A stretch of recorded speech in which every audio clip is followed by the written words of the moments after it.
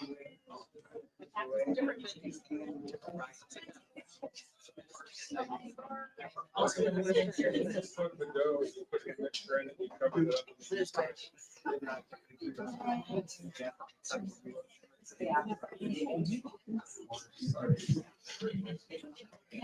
hello, welcome everyone.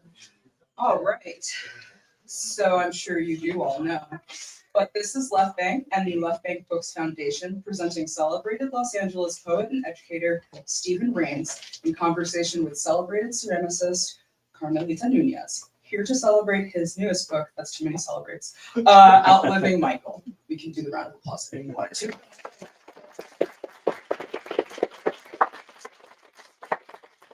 All right. Now, as a representative of Left Bank Books, I hope you'll permit me just a couple of moments to go thank you and inform you of a couple of things. First, tonight's event is only possible because of your support. Whenever you support Left Bank Books or any independent bookstore, by shopping with us or donating to our foundation, your money is going directly into the local economy. It is keeping our bookstore open, keeps your streets paved, your libraries funded, your parks free, and particularly of importance to us, booksellers fed, and so we thank you. Round of applause for yourselves. It also is a huge measure in getting writers the support they deserve, and this full house is such a great example of that. Whenever you buy a book at the front desk tonight or any other time, we do invite you to make a donation to the Left Bank Books Foundation so we can continue to produce vital literary events for our community. But I want to thank you more than anything for shopping local, supporting this event, and supporting Left Bank Books. My name is Danielle King. I am really workshopping my job title. General Manager et al. Is where I'm at right now of Left Bank Books. I get to help our fantastic events coordinator, Shane, and our entire team of incredible booksellers to produce hundreds of author events each year here in St. Louis. Be sure to check out our event calendar on our website for a full list of all of our programming for readers of all ages. Small shameless plug, I and Shane will be in conversation with celebrated author and of the fabulous My Sister the Serial Killer, Boyankin Braithwaite, next Saturday. So if you are around, swing through, it'll be a good time. All right, about the author. Again, you all know why we're here.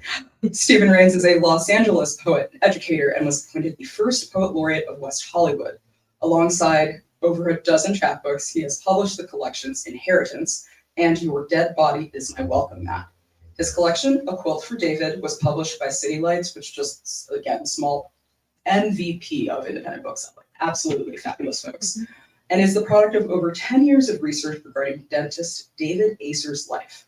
Rains holds a BA in creative writing and a master's in clinical psychology, and is a 19-time recipient of the Los Angeles County Department of Cultural Affairs Artist in Residency Grant. A mouthful, but also impressive. All right. He's currently touring the Gay Rub, an exhibition of rubbings from LGBT landmarks, and is the board president of the Nicenin Foundation. Now, Outliving Michael is a memorial memoir. Ooh, that's a memorial memoir in poetry, chronicling Stephen Rains' profound friendship with Michael Church, who died of AIDS in the year 2000.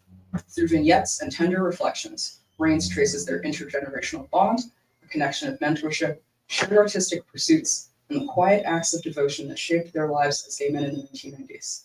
On behalf of Left Bank Books, please help me to offer a warm welcome to Stephen and Carmelita.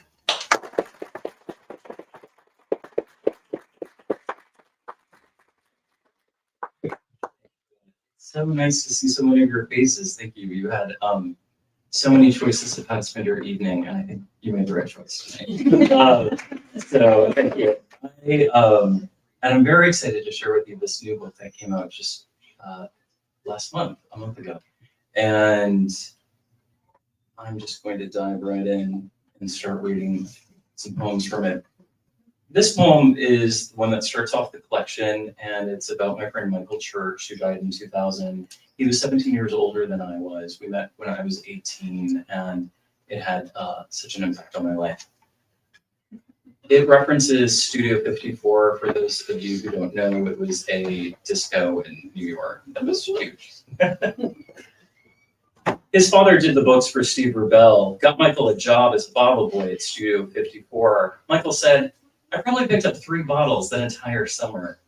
He spent most work hours on the dance floor. I smiled thinking of him, strawberry haired, sweating in a white t-shirt, bar rag in his low-slung jeans, a bottle of poppers in his pocket as he danced.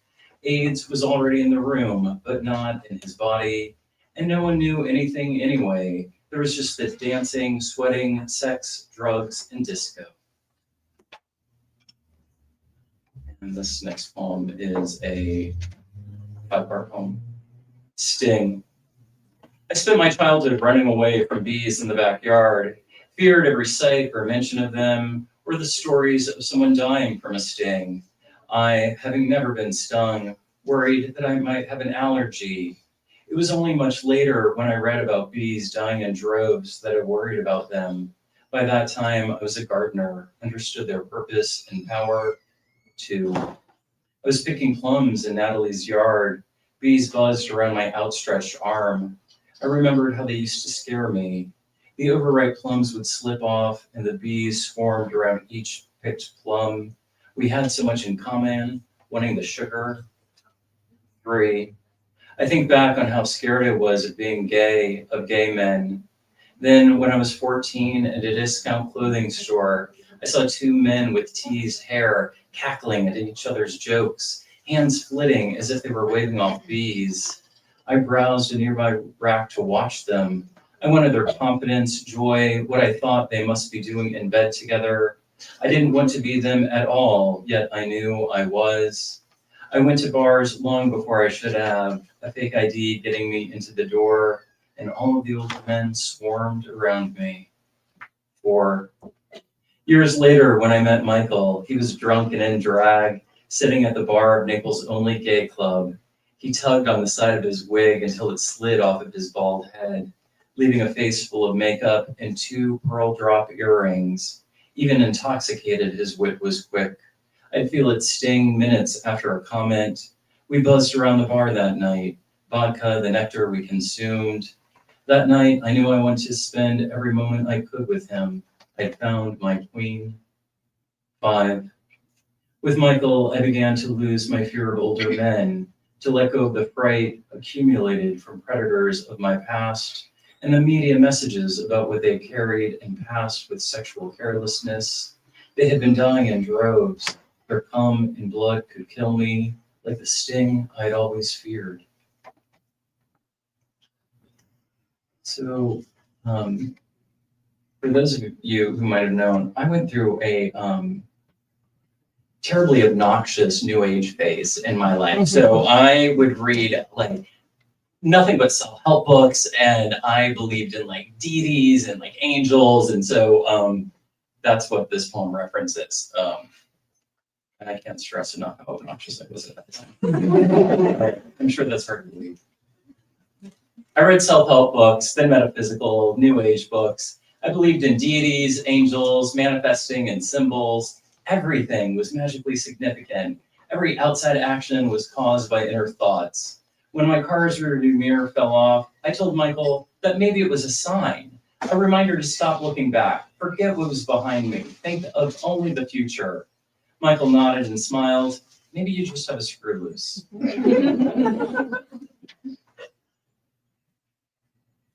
I was invited down for Christmas, the 3rd we spent together. That year, he hosted a dinner party with family and friends. When walking from the kitchen to the living room, Michael plucked the mistletoe off the ceiling, fashioned it onto his belt buckle, and walked around the party.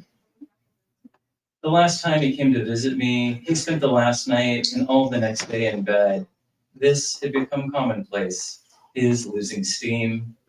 I packed for him and put the bags in his car. He left, promised to call when he got home. After 2.5 hours, I called, got his voicemail. His call came 2 hours later. He was then. Sure. He wants it. Okay. I thought I noticed that. You did. You were not listening. That was.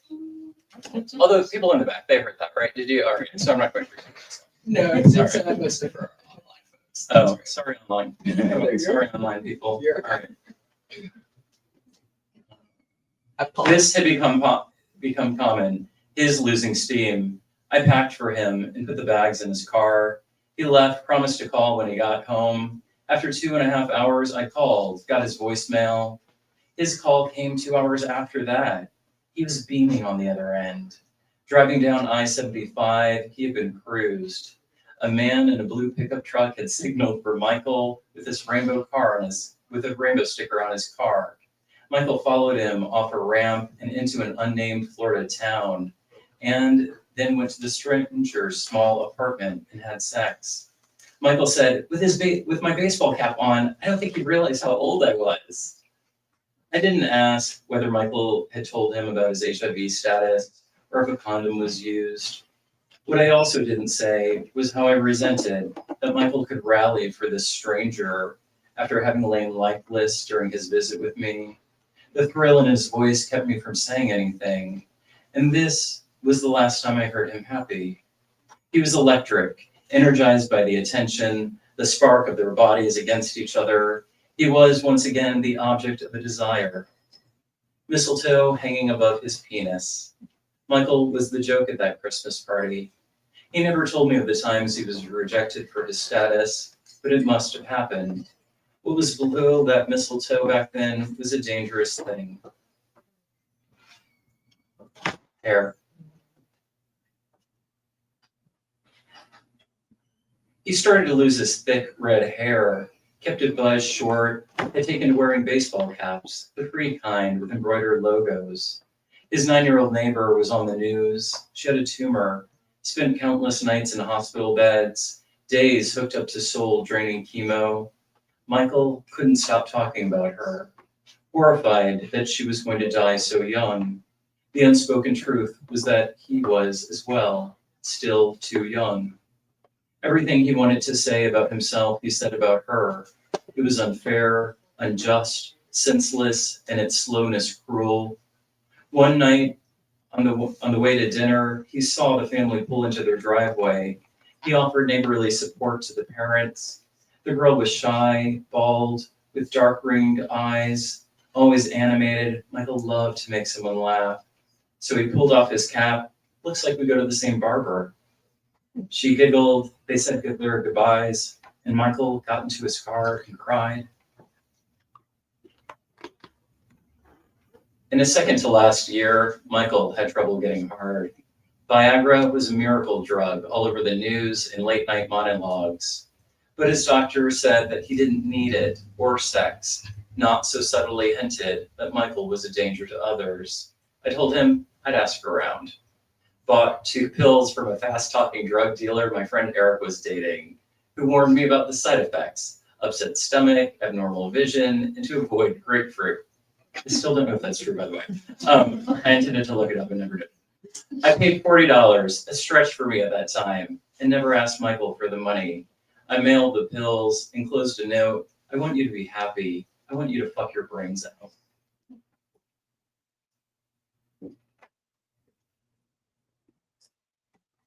And I'm going to read 2 more poems. I dated Italo Renault before meeting Michael. Our passionate affair involved writing letters, lots of fucking, and only one argument about trust. That was big enough to kill the romance, but not the friendship. We talked on the phone, gave book recommendations. When he didn't return my call, I assumed he was busy. Then one day, his line was disconnected. I called the salon where he worked, and a voice on the other end said Italo had died, gave me his mother's number. Renee was as sweet as Italo had always said. He had been sick and gone to the emergency room. They sent him home, said the fever would pass. He died alone in his bed at the age of 26 and was found 2 days later. I barely kept my composure on the phone. And though he was my best friend, I never said anything to Michael. What I wanted to do was warn him about the things he already knew, that this virus was a killer, that he should be cautious, and that the very medical professionals we wanted to trust, we shouldn't.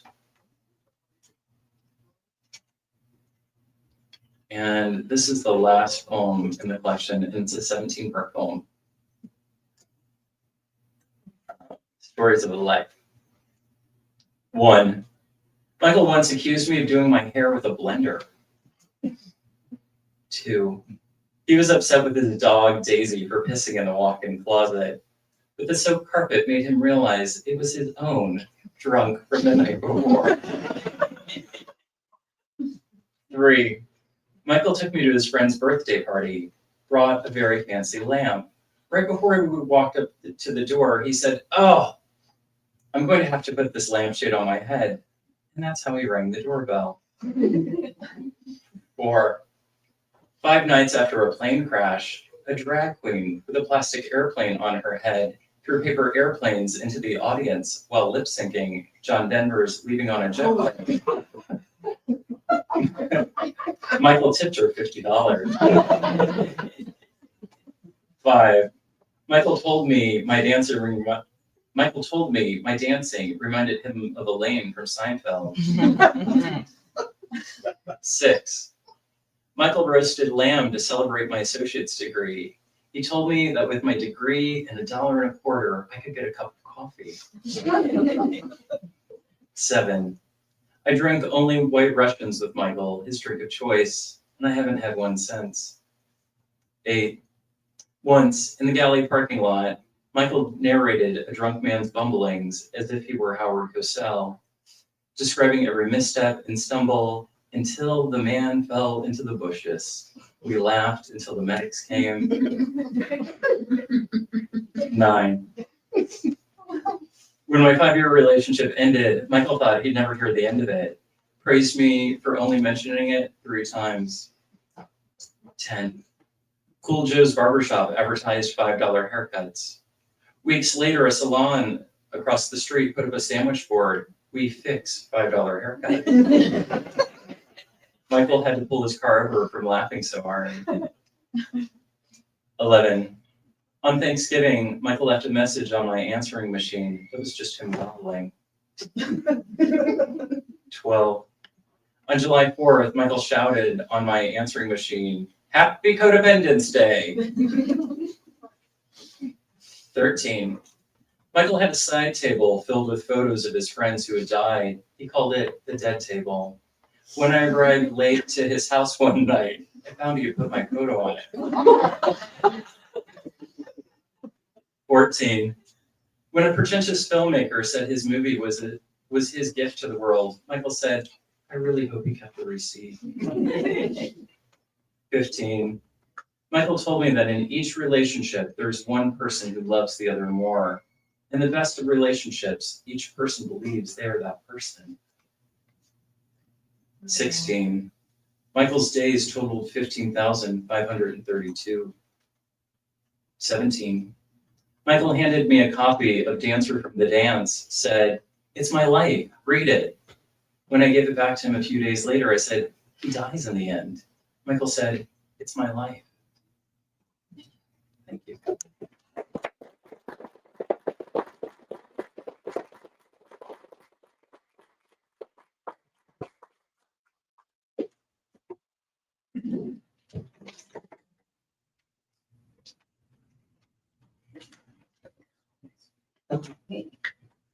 Those are great.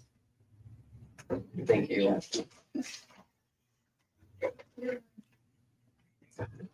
Thanks. Okay. That was lovely reading. I actually really enjoyed hearing you read those out loud. So I know I'm kind of jumping from the bottom to the top, but do you want to go over how you did an audiobook and how Yeah. the experience was? Yes, I would love to hear. This is my second audiobook. A Quill for David has an audiobook, and this one came out at the same time as the actual physical book.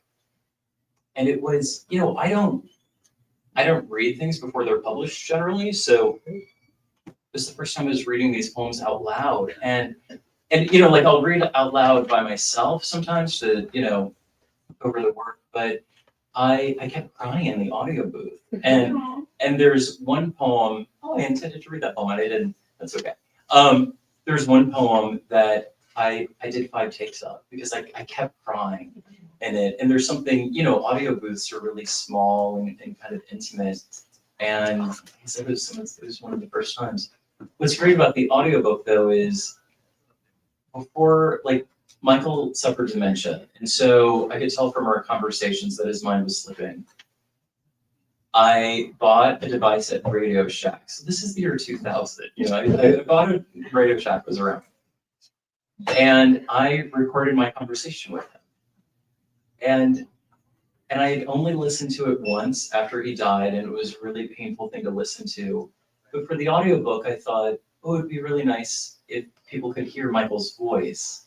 So there are excerpts of that conversation as a bonus track.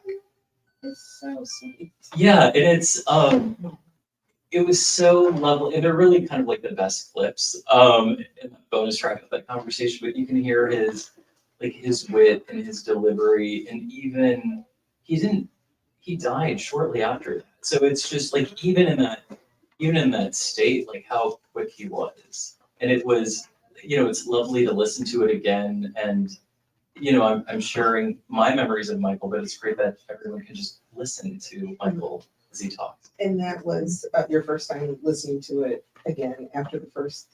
Yeah, ever. That would make it great too. It was painful. Yeah. And this is ultimately a book about friendship, right? And I think that though it's a book about friendship of gay men living in the 90s and kind of this intergenerational friendship, I mean, all of us are familiar with loss. And this is about our friendship during that time, but also Michael's impact on my life. In like developing who you were becoming. Completely, yeah. Finding out who you were at such a young age, that's like a huge impact. Yeah, it was so exciting to me because I didn't know how to really I knew how to be gay, but I didn't really know like living in the gay world and living as an artist. And so to meet someone who had done all of those things before me, I was such a sponge and would just so intently listen, and he loved to tell a story. So, and I was such a great audience. Yeah. Okay, so how did you come about the title?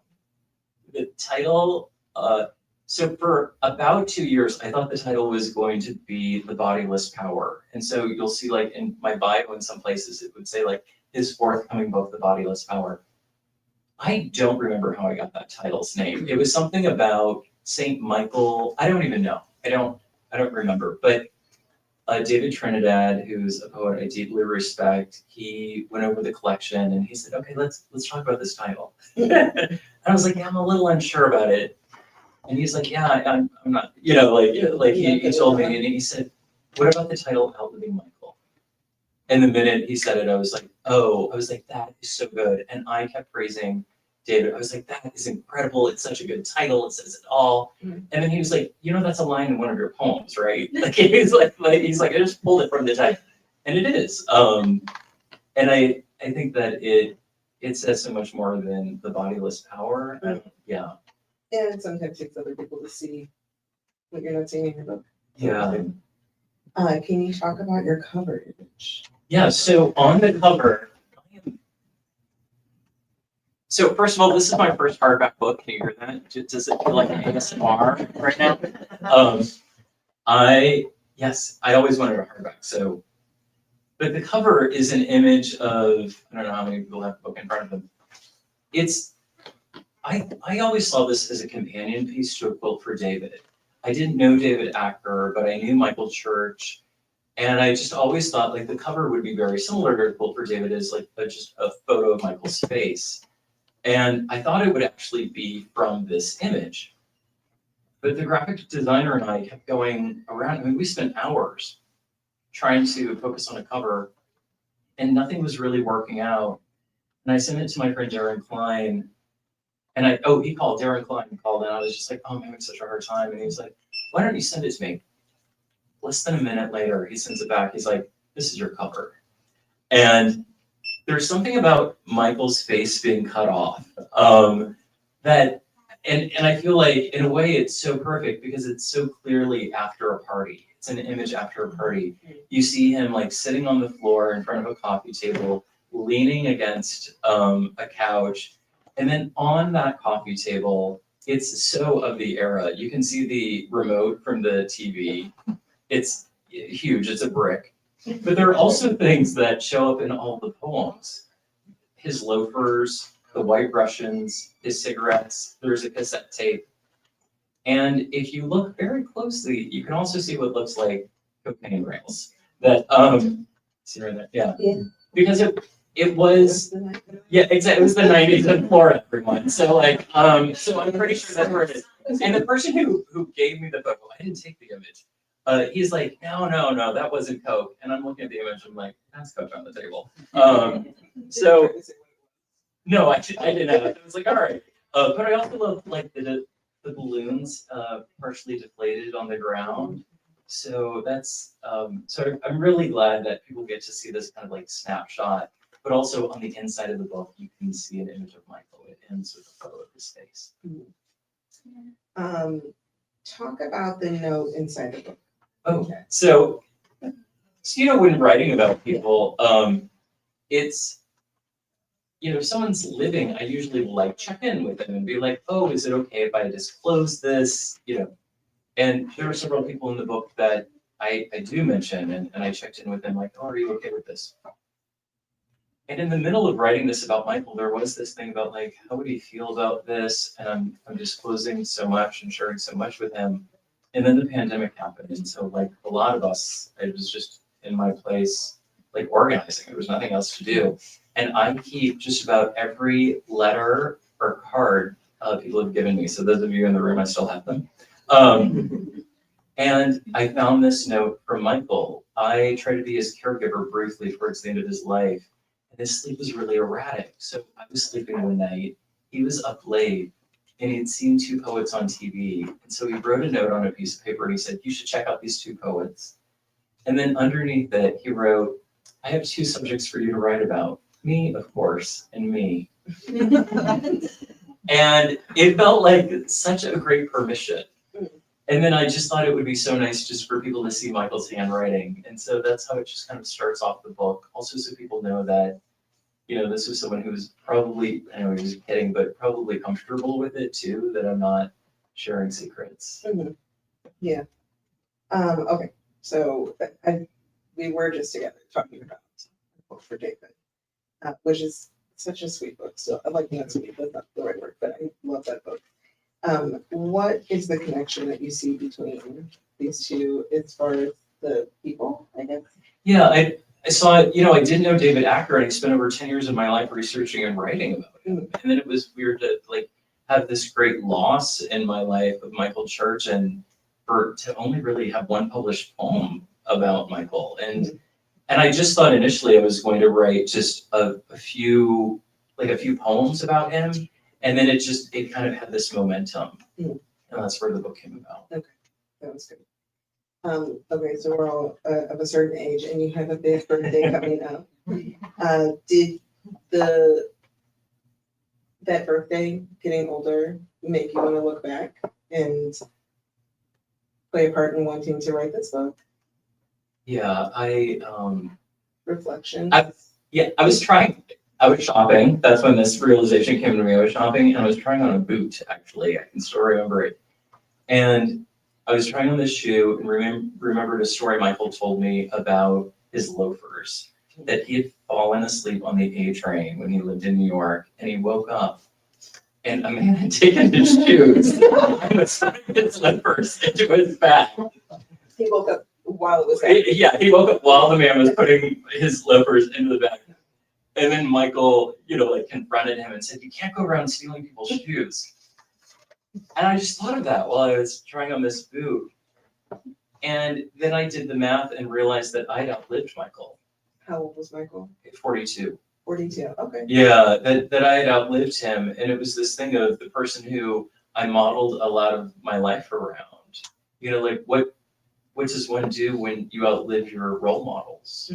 When the person who helps you draw the roadmap, they're not there and you're still on the road. And so that was really it. And everything I've written, it's just about me trying to work something out and trying to get that experience to really write it down and be really precise and have it be as close to my memory as possible. And so that's what I was working through with this book. Okay. And then when you started doing the research for the book, how did you start? What was your starting point with this? As far as imagery or?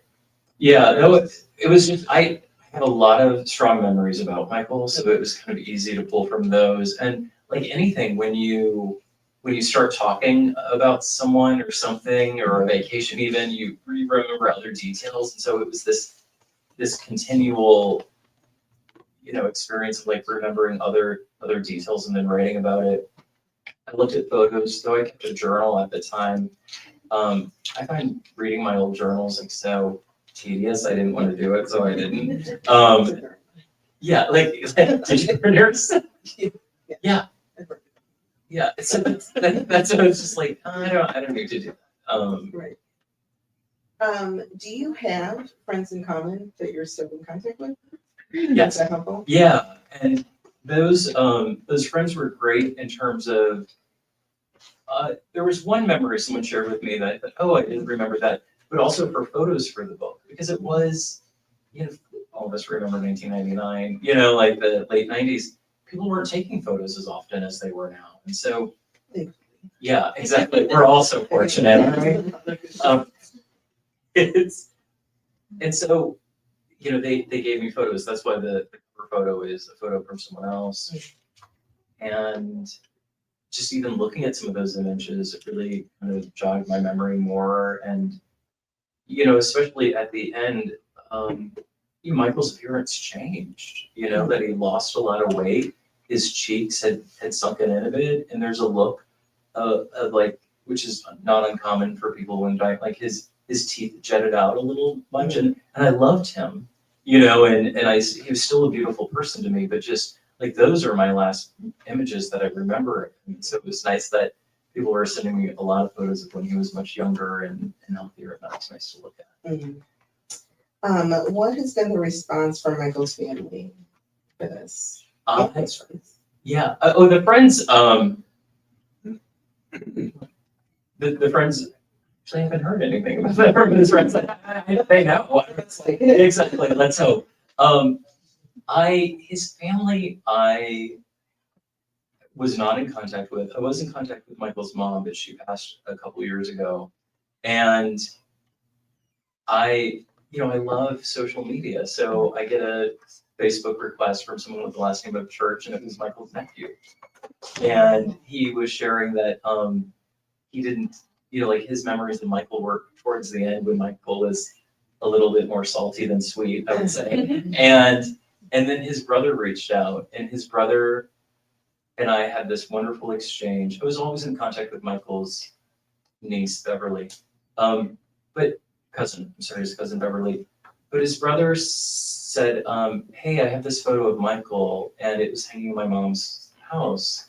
Would you want it? And so he sent me this framed image of Michael that I remember being in Michael's house, actually. And Michael was a performer, and it was him performing. And I haven't opened it yet. It came a few days before leaving for this trip, and I just emotionally I just couldn't. But I'm so happy to have it and have this portrait that I remember seeing in Michael's house, and it's him when he was younger and on stage. What was the performance? Pippin. Oh, yeah, I like how that gets the audience response. Yeah. Yes. I like the theater lovers here. Yeah. I appreciate that his family was so supportive of him, and that this was not a situation where it was a hurtful situation of any kind. Yeah, no, Michael was so lovable, and Michael could also be incredibly difficult and self-involved. But the thing about Michael is when he gave to you, it felt like this unrefracted beam of light that there was no one else in the world. Like he would give so purely. And it was that thing of just someone who knows themselves so well and has really worked on themselves that like when they give to you, it wasn't cloudy or he wasn't in it at all. So like when he focused your attention on you, it just felt like winning the lottery. What do you think he would think of this book? Do you think he would find it a good indication of who he was as a person? Or? Yeah, I It's a book about him. I think he would love it. You know, I feel like who would love, you know, and I think it's, yeah, I think he would really love it. And Michael is really special to me, and a lot of people are special to me. And I think that, you know, all of us have someone in our lives we could write a book about. And Michael was just one of the people in my life, and I wrote about him. And sorry, everyone here, there will not be another one if you're like, it's yeah. But Like the next 4 years. exactly, that's what I'm doing. Yeah, and so, you know, I think he would really appreciate it. It's also great that I get to share, Michael died 25 years ago, and that now people are reading Michael's name, they're hearing about him. I get to share him, like, you know, with my poems, visually in the book. You get to hear his audio on the audiobook. Mhm. And it's great. And also I get to live with Michael longer. It's kind of like, I absolutely love when I have dreams of people who've died, of the people in my life who've died. It feels like another way of just like, I get to hang out with them again. I get to live with them again. And so, you know, this book, like I get to like share Michael with all of you. And that to me is great. Okay, the last question, because we already did the last question first. But one of my favorite parts of the book was his introduction of being a bottle Bottle boy at Studio 54. And how much I would have loved it just there, just a single day. What do you think his love life had an effect on you as far as like going out? Oh, And how you wanted to experience it?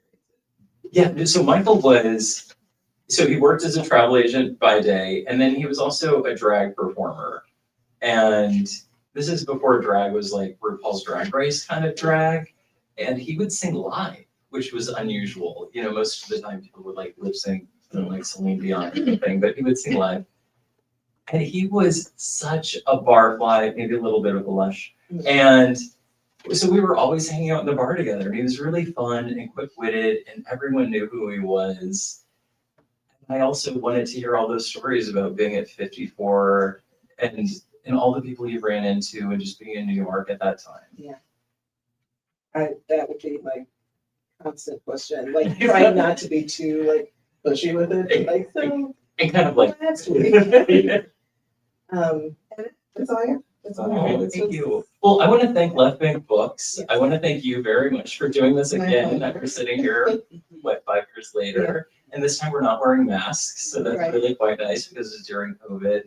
And I want to thank all of you for coming out. It's so nice to see so many people I care about and who have had such an impact on my life and that I've known for so long. You know, I left St. Louis in 2005. No, wait, that's not true. I'm totally lying to you. I moved to LA in 2005, so it's been 20 years in LA. I left in 1994. So, like, to stay in contact and that all of you care so much, it's so meaningful. So thank you, because it's been so long. That's 30 years. Just hoping to get rich. Hey, I am too. Sing it. I'm ready. So thank you. Oh, Yeah. You guys swap mics. Here. Okay. Take that one. I'll take that one. so now there's an audience. Oh, Yeah, there we go. audience Q&A. There we go, perfect. Yes. So if you have any questions, by all means, this is the time.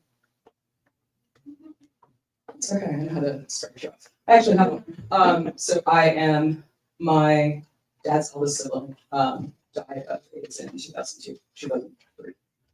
That was the first trans woman I've ever known. And there's something really remarkable about the way you think about memory here. And so I was sort of wondering, you know, I have in my head like the last thing she said to me. Very, very deeply. It was, your mother is the most wonderful person on the planet. That is true, by the way. But it lives in my head as its own sort of thing. I was wondering if there's like a particular Michaelism that lives in your head. Oh, there's so many. That's good. The one that's in that poem is, in every relationship, there's one person who loves the other more. In the best of relationships, each person believes they're that person. That's exactly.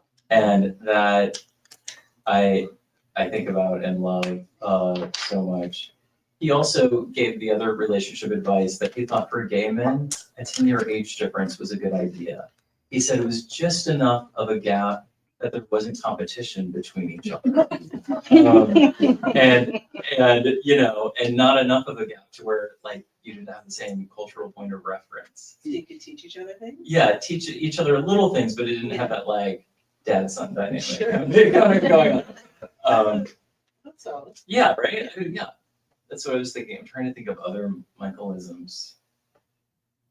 And there's some in the book too. But it was so quick-witted, and it's like, you know, it's so lovely to read poems and have people laugh, which by the way, it's not my humor, it's only Michael's lines, you know, so that's kind of nice too, that, you know, shares humor.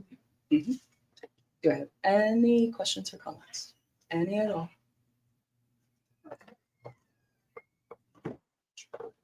So, did you meet in New York or in Florida? In Florida, yeah, How did Michael wind up in Florida? yes, everyone from New York winds up in Florida, it feels like, but I think it was, I don't really, that's a good question. I mean, just kind of that thing of like deciding to move to Florida, and it was not just Florida, it was Naples, Florida, which is a very affluent part of the country, and especially then, and it was a great place to be a travel agent and make a lot of money. And Michael was so great at his job, and since he was such a people person, the first time I booked a flight to overseas, Michael's the one who booked it for me.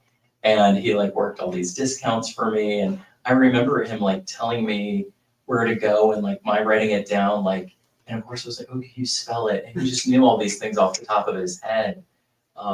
So much has changed. And that's when they were using like DOS code, you know, to enter things in. But remember? Yeah, yeah. And Oh, okay. so yeah, so I think it was just, you know, maybe in some ways like the dreams one has in New York not coming to fruition as an entertainer, and also the warm climate of Florida, which was so great back then. Yeah. I have time for one or two more. Anybody? How'd you meet him? I met with, great question. How did I meet Michael? One thing before I talk about meeting him, we never had sex, which was really nice for me. And we didn't need to, we were having plenty of sex with plenty of other people. But it was nice to have a gay male friendship that it didn't involve any sexual tension or, you know, we were friends in Naples and then I moved to Tampa and we would visit each other so often. And in fact, his guest bedroom, even his family members called it Steven's room because I was there so often. But there was never that thing like, oh, is something going to happen? Or, you know, like, where I questioned his interest in me other than just pure friendship. So that's something that's really nice. I had heard about Michael the first night I moved to Naples, Florida. I went out with a group of friends and heard his name. His drag name was Blanche. And so these guys kept talking about Blanche. And I remember it. And then it was maybe a month or so later that I met him. And the first time we hung out together, which is another Michaelism actually. And this is, by the way, remember when it was like really complicated to meet up with someone? You had to make a plan and actually show up on time for it, and leave messages on each other's voicemails. So we met up at the bar, and it was the first time we were on one-on-one. We met up at the bar, and he said, you know, I remember he did this. He's like, you know, you're cute. Just make sure you can back it up. Excellent. And I know, I was like, oh, I think I can. And then he told me about how younger gay men and young people in general rely on their looks. And that as you age, if you don't cultivate anything else in life, it stops becoming so cute. And that just to have other interests and other things going on. And it was such a sharp thing to say the first time you hang out with someone. But it also indicated to me his wisdom, and also there was a level of caring that it was kind of almost a warning, especially in Florida where it has this kind of like vacation mentality and people sometimes don't work so much in general or on themselves. And so it was really a nice, I saw it as such a nice loving thing. I want to thank you all for coming in one more time. Thank you, Steve.